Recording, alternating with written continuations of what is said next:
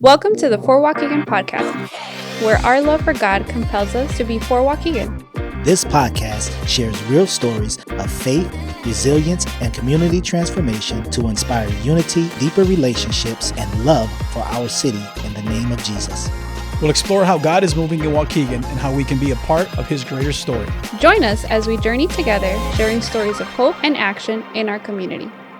Hi, everybody. Welcome to episode 19, and I'm super excited to introduce you to our guest for this episode. So we have Miss Linda Cannell, originally from Canada. She is an educator, an author, and a mentor who has dedicated and invested in the growth of formation of leaders. She has served in leadership and teaching roles at North Park Theological Seminary, Gordon Conwell Theological Seminary, and Trinity Evangelical Divinity School. Today, Linda serves as a consultant for Mosaic Young Adults Initiative, helping equip the next generation of leaders. Welcome, Linda. Yay. Ooh, that was a mouthful. Our second guest is Maria Camila Aponte Freeman, married to Coach Freeman. Born in Bogota, Colombia, raised in Jersey City, New Jersey, Camila studied mathematical science and now wears many hats. She serves as youth coordinator at VE, events and community coordinator at Mosaic, runs Camilia Candles, and a financial coaching business. Above all, loves Jesus and helping people grow in their faith and purpose. Welcome, Cami, also known as Cami, guys. Happy to be here. Well, I'm very excited to have you guys here at the For Waukegan podcast and very excited to just dive into this conversation with you guys. Our last episode was a lot about finishing well, and in this episode, we want to talk about more about like what it means to be faithful during those seasons to get to that finishing well, right? I just want to ask you guys, if you guys were to go with 20-year-old you and get a cup of coffee, one, what would you order? And two, what would you say to 20-year-old you? Well, probably when I was 20, we didn't have coffee shops the way they have them today. Oh, no. So I would likely be in a hamburger joint somewhere ordering a milkshake. Oh, what kind of milkshake? Chocolate, of course. What Oh. else is there? Strawberry, vanilla? No. Chocolate. Hamburger, heavy with onions and all the rest that goes with hamburgers when you're 20. So what I would say to my 20-year-old self, I'd say go easy on the milkshakes and the hamburger, because when you get to be where I am today, you're going to regret it. But seriously, I think it's hard to think of yourself retrospectively. To think of yourself at 20 when you're now 80. And it's because a 20-year-old wouldn't listen, for one thing. And a 20-year-old has a life that is utterly unpredictable. But some advice that I would give to anybody who's a young adult, male, female, however, is slow down just a little and think about what you're doing. You think your whole life is ahead of you, and life can take a turn just like that. You never know what's going to happen the next day. And I would take greater advantage of certain things. I would spend more time with people, and not just people my own age. If I spend time totally with 20-year-olds or 20-somethings, then I think like a 20-something. If I spend time with a child, then I begin to, as the gospel says, I begin to think, or the epistle says, I think like a child, which is not a bad thing. If I spend time with teenagers or older adults, I get a perspective on life that is very different from what it is when I'm 20. I would read more. And not just the kind of stuff they assign in school. Much of that is, by definition, boring because it's in school and it's homework. But I would read as widely as I can, and sometimes outside the fields that I may not have an interest in. So I would read some of the classics. I would ask for advice about what to read. I would read biographies. I'd read lots of biographies. I'm taking notes. Yeah, people who have made a difference in life. I would find out who the best biographer is and read that book or listen to that tape, whatever is easiest for you.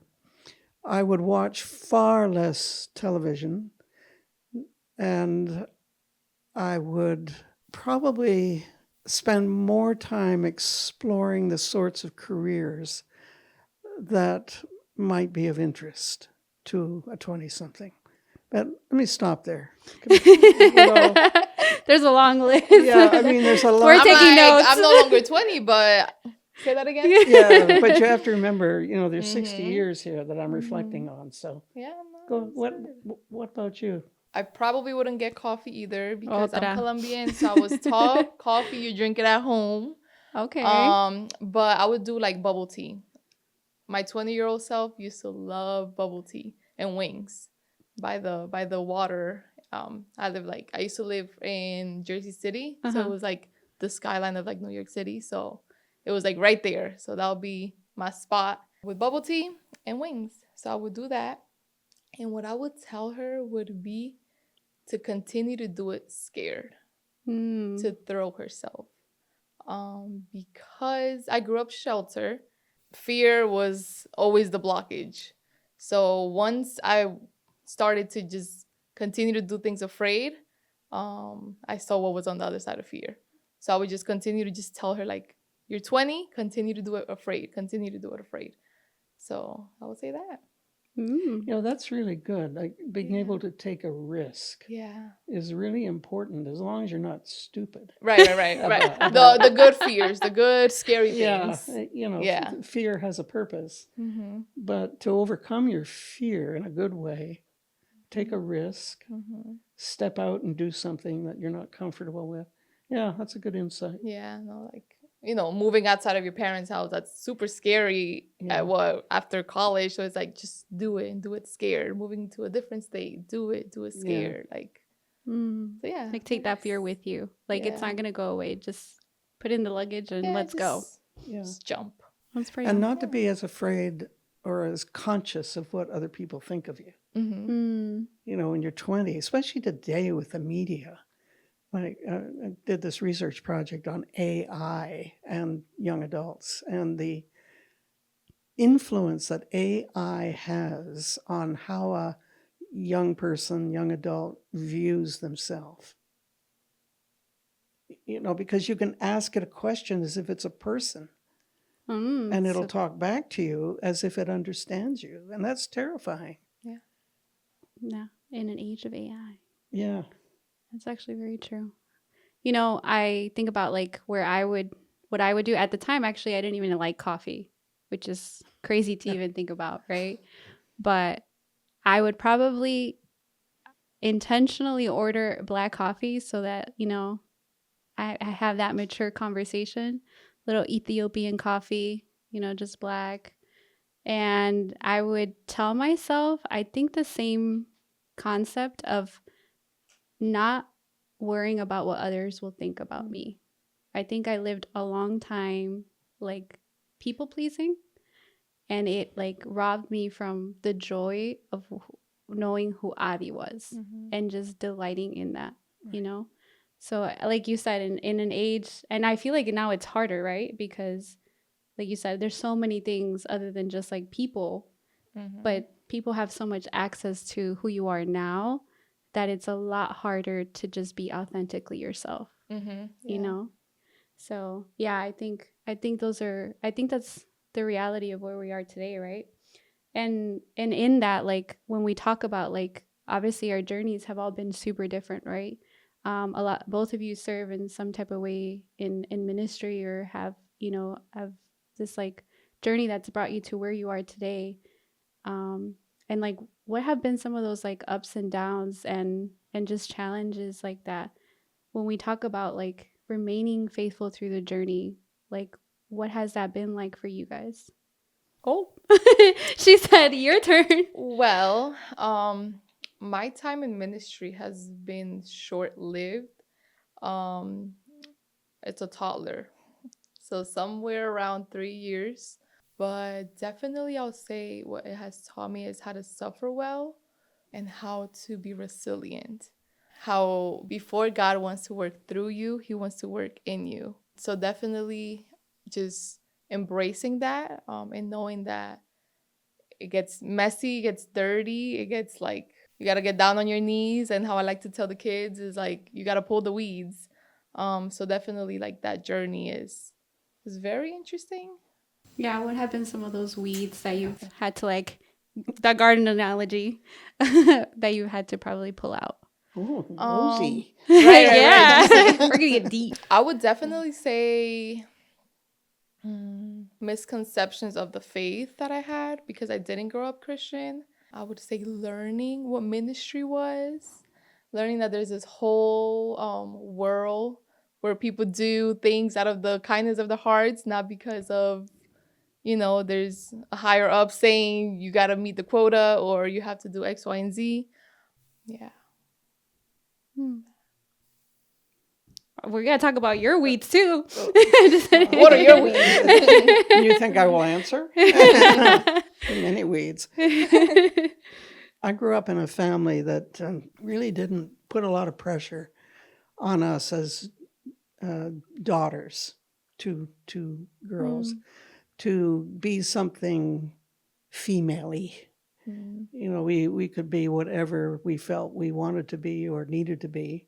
So there wasn't any of that kind of restriction that some girls have felt growing up. And early on, we were also, again, growing up in a non-Christian family, but a religious family, but non-Christian. Like we were baptized when we were babies and all that stuff, because that's what you did at that time. But we were raised with an attitude of service and generosity. So if a neighbor needed help, we were dragged over there to help.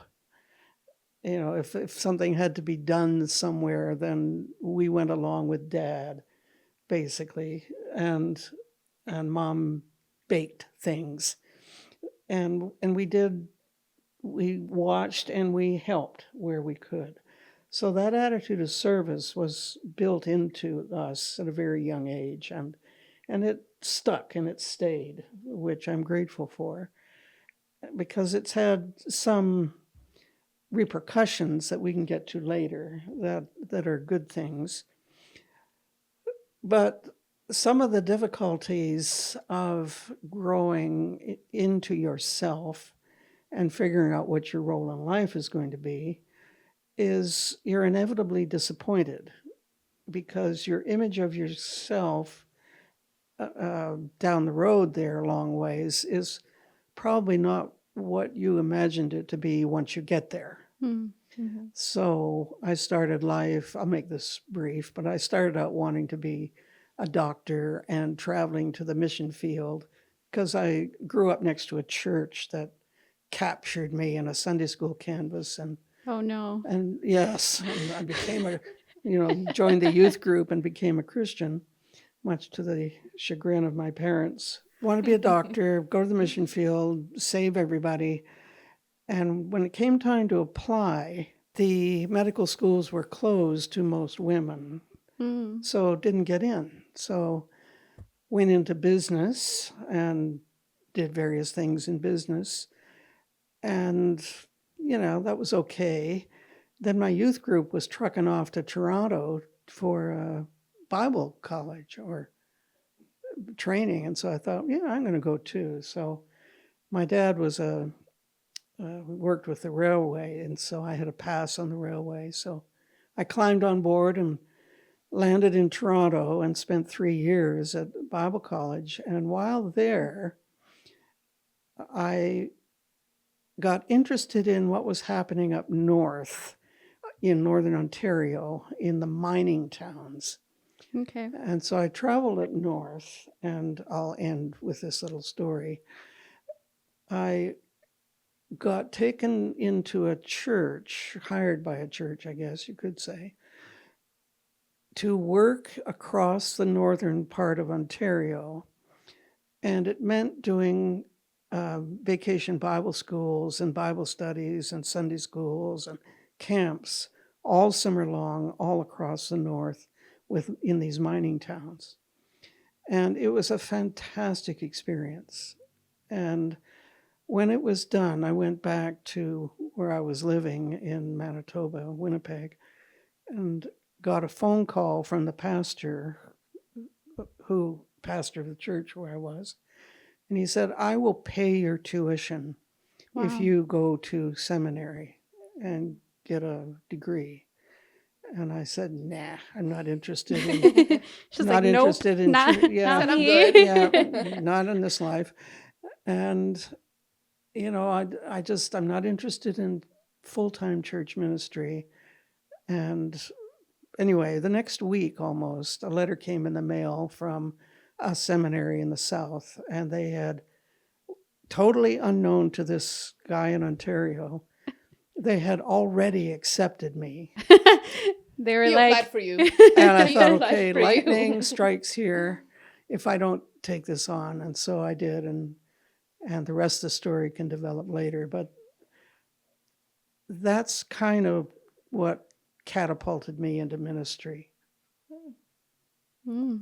That's so interesting. You know, I think that's like one of the things, right? Like a lot of the times, like we start at one place and we never realize or never imagine that we were going to end in a different place, right? And I think God is just like, that's just how God works, Mm-hmm. Yeah. right? And in the awe and remaining faithful to the yes, right? To Him. When I think about like the struggles, you know, like I grew up in church and I never would have thought, right, that being in full-time ministry was ever an option, right? And I would have never thought that like that God would have me where I am now today, getting to work along you ladies, and being able to like impact like youth just like we were, right? And I think a lot of the challenges that like I faced were like just allowing the world to really tell me who I was, or who I wasn't, actually, I should say, because it made me feel like I wasn't good enough, that, you know, the Latino typical, like, you have to go learn how to cook, learn how to be the perfect like housewife. And I never felt like that was like who God was calling me to, essentially, to be fully, right? Like the equation never fully made sense. And I think that's like the beauty of who God is, because He, over the years, you know, He brings clarity and purpose into our life. And I'm just grateful for like the struggles that I went through, because without that, like, I wouldn't be who I am today, right? But I also think like that now and day, like it's just so much harder. Like those, like everything just got amplified. Yeah. You know, like and I truly just believe that like in the different seasons of life, one of the biggest things I've learned is I have to be less busy, you know, because I feel like I'm still learning that, guys, to be less busy, because I feel like the busyness is what's consuming my daily life now, you know, and it's hard to say no to things because they seem fun and they are fun, but everything takes up time. And it's not like, just because something seems good doesn't mean it's good for the soul. Yeah. You know? And as we talk about like all the things that we've gone through, like what are maybe like what's one thing that's really helped you stay rooted in your faith, in your journey with God, in your relationship with God? What would it be? Kami light. Right. I want to go back to the weeds and then ministry, because one of the hardest challenges for me accepting the call to ministry, because I believe that it is a calling, was giving up everything that I had built. My degree was mathematical sciences. You look at the percentage of women of color, Latinas in STEM, it's very low. So I took a lot of pride in that. I'm like, I'm that girl, you know. And then for one day, God be like, come here, you're done with that. Yeah. Called me out of my job. Yeah. Long story short, he told me to quit my job. I said, you're funny. I'm not quitting my job. This is the most money I've ever made. I had dreams for about 6 months, continuous dreams. The job got super, super challenging. And then one day I was like, okay, God, I see what you're doing. Okay, I'm going to get involved in church. At this point, I had been going to church for about like 6 months. So I started, I was like, you know what, I'm going to get involved. Like, what is it? What do you want to do with me? So he was like, I'll place you here to work with youth. I was like, oh, let's do it. I'm just never going to be a teacher because absolutely not. So I'll, be a youth teacher at my church. He's like, okay, because I thought I could negotiate with God. Don't laugh at me, ladies. Don't laugh. I was up to something. You were a great negotiator. Right. I thought I was up to something. It's the Remember business the in story me. of Jonah? Yeah. But yeah, I thought I could negotiate, and then it just didn't work out. One day I'm just going through a really rough patch, and I'm like, you know what, God? I give it to you. I don't want to quit my job. I don't have it in me. Financially, I am the support of my family back then, first generation, all the stuff. So I'm like, you know what? Help me. Ladies, I prayed that. 3 days later, I get the call. I get fired. He said, oh, okay, bet. Just kidding. Yeah, I was like, yay. I guess I can't negotiate with God. Fast forward, I'm like, okay, God, what now? And he just takes me through this journey of like, let me show you what life can be like, where your heart can be valued, why I created you, where's the purpose. And then that's where, I encountered people like Daniel. I remember I had a meeting with Daniel Hartman, and I was like, hey, I have all these notes. This is one thing that I went through. This is how I got here. And I cried my eyes out to him. I was like, I barely know you, but this is what happened. And then he just listened. And then, after that, a couple opportunities to go to different conferences came about, and it just opened my mind to like what ministry is, and the hearts behind the people in ministry.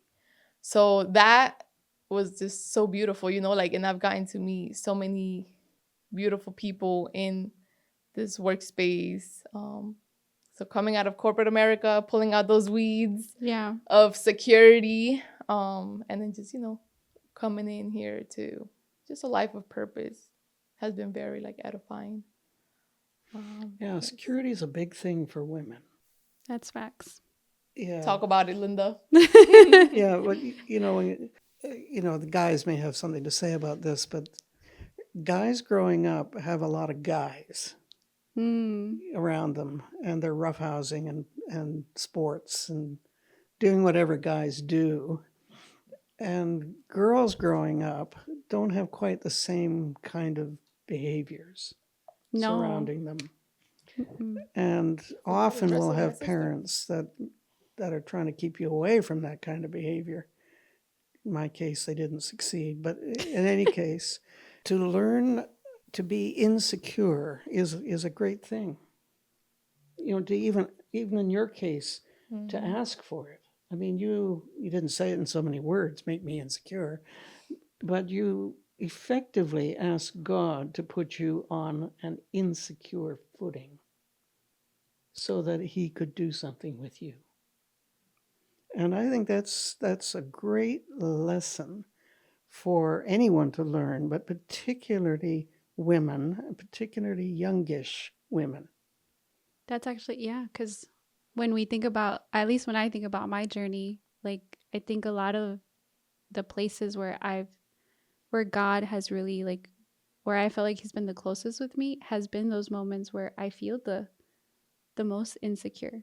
But I have just felt so loved in those moments the most, because I feel like as like, I just feel like there's this concept of like, the hard work makes you this the validation, trusting girlfriends, and sometimes we're not nice to each other.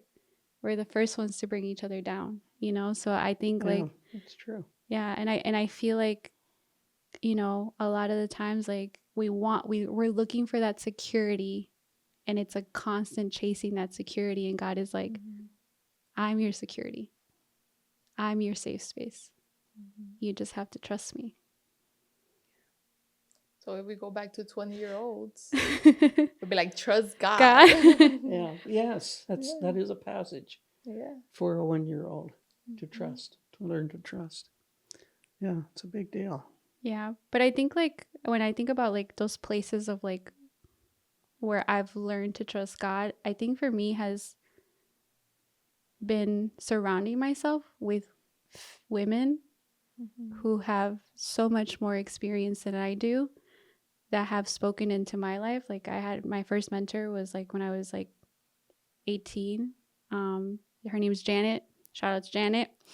And she really like walked with me and like has loved me to this day.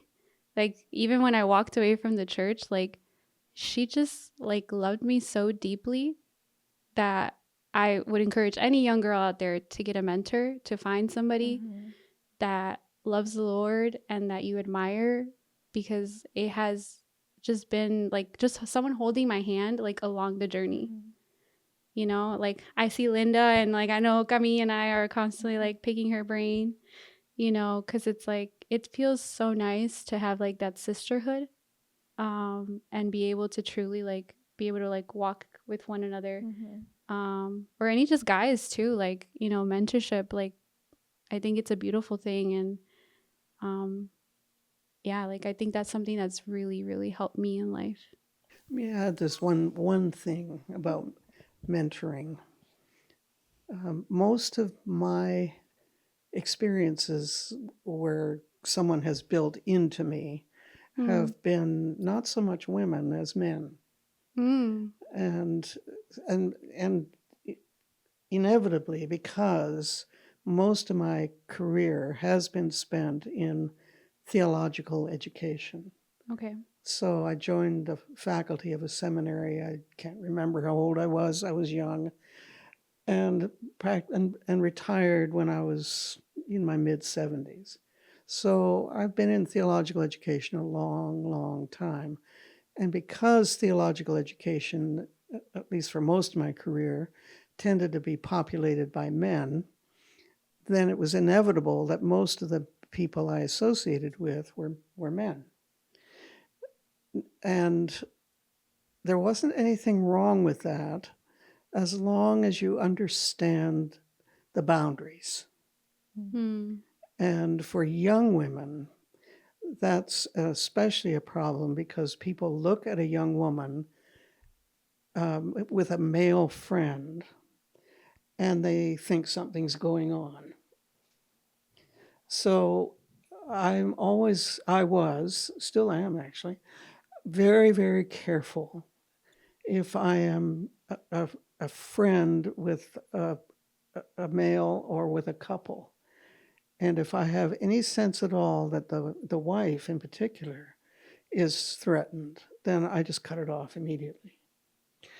But all the friends, dozens and dozens and dozens of people that I look back on now with gratitude for the impact that they've had on my life. And I would encourage couples, older couples, not to be afraid to become a friend of a young woman at a stage in life where she's beginning to sift through seriously what life is going to be from now on, and to reach out that hand of friendship without, afraid that somehow this is going to damage my reputation, because it's important. And the man and a wife can have a tremendous impact on a young woman. I think not only just young women, right, but just young people in general. Yeah, young people in general, sure. As a woman, well, a man too, but a woman, you need to be very, very clear about boundaries and how the impact that you have on other people, Yeah. men or women. I think something that I can share with that is like, being in STEM is predominantly men. Right. So all my mentors literally into 2 years ago were all men. And it wasn't really into the refine that I had my first woman mentor. And it's interesting because like my whole life I've always had this belief of see one, be one, pull one. See a great woman, become that great woman, and pull a young girl to become that woman. But I never got to see great women. I've had great women in my life, my mom, my aunties, everyone, but they were hyper independent women. And what I meant by that is like they were trying to take up the role of God. So now being in the Mosaic environment, I was able to meet my coach, Sonia. Shout out to Sonia. I love you. And that was like my first taste of, hey, like you can have women mentors. Yeah. Like you don't have to figure out the woman side of life by yourself. So I think definitely it's a beautiful thing for women to have women. So yeah, and I think just being grateful that, we have things like refined spaces to be able to develop those relationships. Linda, Adi, like, just sharpening each other, one another. So it's the beautiful And thing. the thing is, you don't have to meet like every Friday at 2:00 we meet and we have coffee. And you what's wrong with that? Yeah. and you mentor me. You mentor me. You mentor me. And it doesn't have to be that. It can be something simple as, hey, I'm going to follow you around for a day or two. Yeah, that's actually very true. Our mentor used to do, one of our youth leaders used to do that. Like as she became a mom, she would just, in her busyness, she would just pick us up, and whatever she had to do for the day, Exactly. she would just take us with. And eventually, like now, right, her daughters are older, but it's like, that just became like doing life together meant doing life together. Yeah, exactly. It was just her being authentically herself that led me to be wanting to be more like Christ, like Jesus, Yeah, I would extend a welcome to my doctoral students. And I would say, I'm going to XYZ conference and you want to come along, you're welcome. And if some of them said they wanted to, then often I'd find a way to involve them in the program. This is an extreme case, but I had a former doctoral student who was working in Alaska, and she said, I'd like to come and live with you for a year. Well, first, that's not going to happen, but because I just want to learn to do, yeah. I want to learn the rhythms, your rhythms. My rhythm is I live alone. She said, I just want to be where you are for a year and kind of follow you around and watch what you're doing. Because by that time I was working from one end of Canada to the other, working with small churches. Yeah. So I was doing conflict resolution, all that kind of crap stuff. And she said, I just want to go with you when you're doing those things. And so I said, well, you're going to have to figure out where you're going to live because you're not living with me. And we'll just keep it loose, keep it informal, and you're quite welcome to come along and perhaps even participate. But out of that experience, she went back to Alaska. She called up Ted Ward, who is known to almost nobody. But Ted was a big deal, and he had moved from Michigan State University to Trinity. And he heard from this person from Alaska about what I was doing with churches. And I was in Canada, and he called me, and he said, would you come and become a faculty member at Trinity? That's how you got there. Right. What was his name again? Pardon? What was his name again? Ted Ward. Because of Ted. If you look him up, there's a huge biography. But anyway, he called me on the phone and he said, would you come? Because we don't have that element of, in our program, of somebody as deeply connected to the church as you are. And I said, okay, why would I want to go to Trinity? They hate women there. And it's better now, I should say.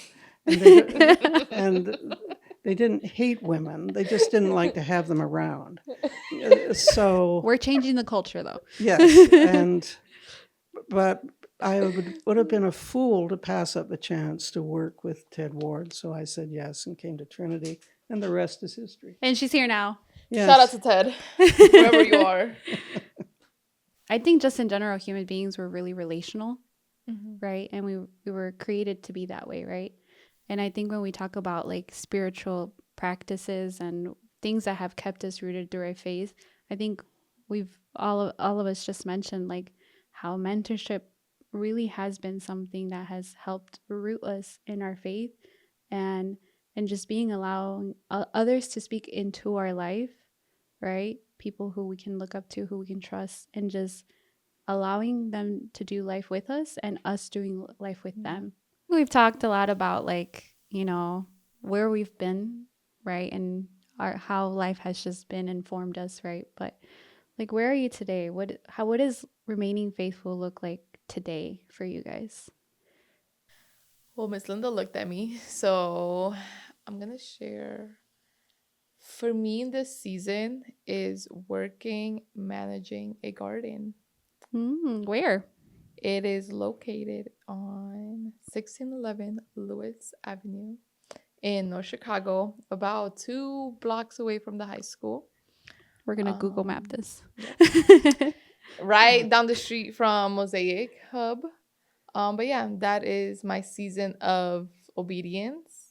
I'm a city girl. I do not know much about gardening. In all transparency, Green thumb here. Green thumb. Yeah. Someone had to tell me what a green thumb was. What? Yes. She probably thought it was like a painted thumb that was green. Look up Jersey City and you'll understand why. We only have trees very sporadically. But yeah, so this season is just working the garden. And I think just working the garden, both like the physical and the garden of my heart. The garden within. Yeah, the garden within. So that's my season of obedience, because it's messy and it's joyful. It's great. I get to mentor and walk with and have fun with 16-year-olds to 19-year-olds, and it's amazing. They said I was the coolest boss I've ever had. Oh, dang. I love it here. Coolest boss of the year. I love it here. I am like the first boss for some of them, so I'm gonna ask. You're setting the bar high then. But yeah, so definitely just that's my current season, and yeah. And you're a business owner. And yes, and then for my business, I have to face my fear and go fully public. Because I've had a fear of it succeeding too much and it requiring more of me. So I've just kept it like on the low. So the next season. So go buy your candles at Camilia. This is a more. paid sponsorship. Camilia candles. Go buy your candle. Yes. And get your finances together with me. Because God called us to be good stewards. Hire somebody to help. Let it go big. You looking for a job? No. I have a job. What about you, Miss Linda? What about me? What is remaining faithful in this season look like for you today? Well, I guess one of the things, which is obvious, is I'm elderly.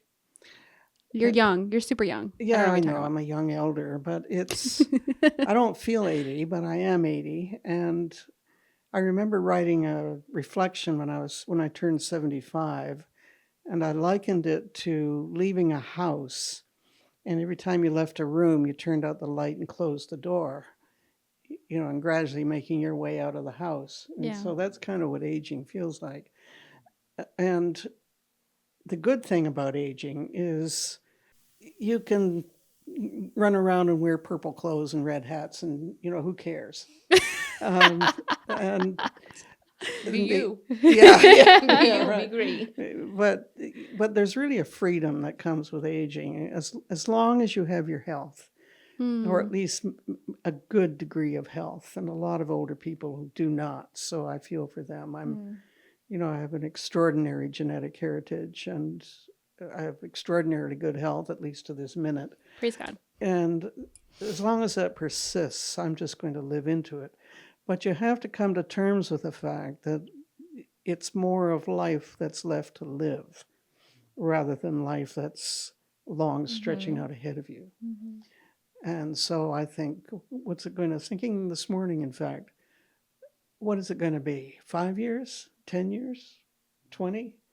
I had a lot of 100-year-old people in my family. That doesn't thrill me at all. We'll throw you a party. Yeah, but, you begin to think about life left to live, and that begins to speak to your priorities, to your busyness, whoever you mentioned busyness. Yeah, busyness, yeah. And so you start to think, okay, I can do this or I can do this.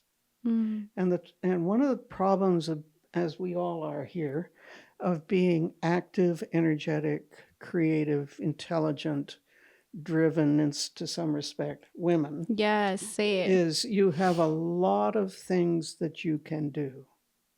And you have a lot of people asking you to do things. So at some point in life, you have to just look at all of that and say, what's the channel of my life that is the priority for these years? And I don't care where you are in your life, but what is it? What's that channel of responsibility? And I remember deciding something when I was 40 and becoming more aware of my role as a professor and the responsibility I had as a professor to the field that I was representing. So I had to lay down some tracks there. Now, okay, at 80, beginning to live into, I can't do as much physically anymore, but I can do something, but I have a brain that is still functioning. I can write, I can help other people write. I can stimulate creativity in certain things. I can yell at people who need to be yelled at. Yes, she does. And I can say things that need to be said without fear that I'm going to be criticized. It just doesn't matter. So I wrote an article on resilience some years ago for a bunch of old people because I was doing a conference on aging. So they ask an old person to do a conference on aging. There's something wrong with that. But I made a list of 6 things that I thought were important. And one is relationship and social support, Okay. exercise and a healthy lifestyle, Okay. involvement in a community, spiritual vitality, and you work on that every hour of every day, because that's not easy. And you exercise your cognitive capacity. You engage, you develop a creative activity. I'm starting to learn the guitar. Right now? Well, I've been working at it for about a year or 2. Concert coming soon, guys. Yeah, sure. And you look for intellectual stimulation through reading, through conferences, through writing, through book clubs, through whatever. Just keep your brain active, keep your heart soft, keep your body flexible, keep your spirit healthy and alive. And you should begin early in life to learn from your failures and crisis events. But at this time of life, one of the temptations of aging is regret. And so you look back over your life and you could be consumed with regret. I should have done this, I should not have done that. Oh, what a mess I made of that, et cetera, et cetera, et cetera. But the one thing to embrace is all of that happened. You can't do a thing about it. So you accept it as having made you what you are today. And you praise God for the life you have, and you commit to that. You say you're sorry for the kinds of things that were inappropriate, but show me the way forward. And you just keep walking. You just keep walking. Drop the mic. Yeah, like I'm writing those things down. I think one of the things on your list that what my current season looks like actually from your list is actually exercising, right? I tried touching my toes the other day and I couldn't do How'd it it. go? No. I can touch my toes. Well, see, there's something there that I Come need on, to lady. And I think for me, that's been it, right? Like back when I was younger, when we were in PE class, right? It was like you would stretch every like 5 minutes, right? But those 5 minutes made all the difference in your everyday, right? Something that I took for granted. And like now in my 30s, it's like if I can't touch my toes, that's bringing some awareness to me, right? And I think that's where I'm in life and in this remaining faithful is that like no matter what I do, there's always going to be something to learn, right? There's always going to be something that we can try to do better. But I think more than anything is learning those like healthy little rhythms, right? In those like those 5 minutes where I am stretching, but it's a daily practice of, of stretching and one, not getting mad at myself that there's not this large improvement. But even if I can just move and take a deep breath and move a little bit further, then that's it. It's better than yesterday. It's better than yesterday. And taking off that pressure of what society brings to us and just really accepting who I am and also just trying to be more still in those moments with God. Oh, yep. Tattoo right there. Be still. Zoom in. But I think that's for me. It's just been practicing the rhythm of stretching every day. Yeah. Good. Yeah. Linda so that I said can it. be like Linda. Linda said it, so now we gotta do it. And be able to touch my Now we gotta do toes. it. Yeah. Well, actually, just, one, thank you, Linda, for sharing so much. I think that Camilia and I have truly been blessed and are continued to be blessed by your wisdom. And I think that just really enlightens whoever who is listening to really surround yourself with just people who are going to speak wisdom into your life and remembering that, remaining faithful in this season is not about the perfection.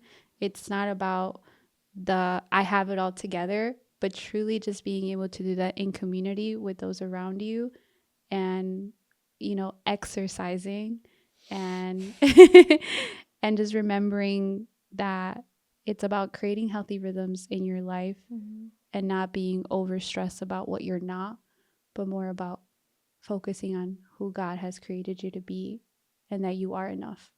Amen. So ladies, just thank you so much for being on this episode. And thank you to those watching and listening. As always, you are a blessing to all of us. And just remember to continue to be for Waukegan.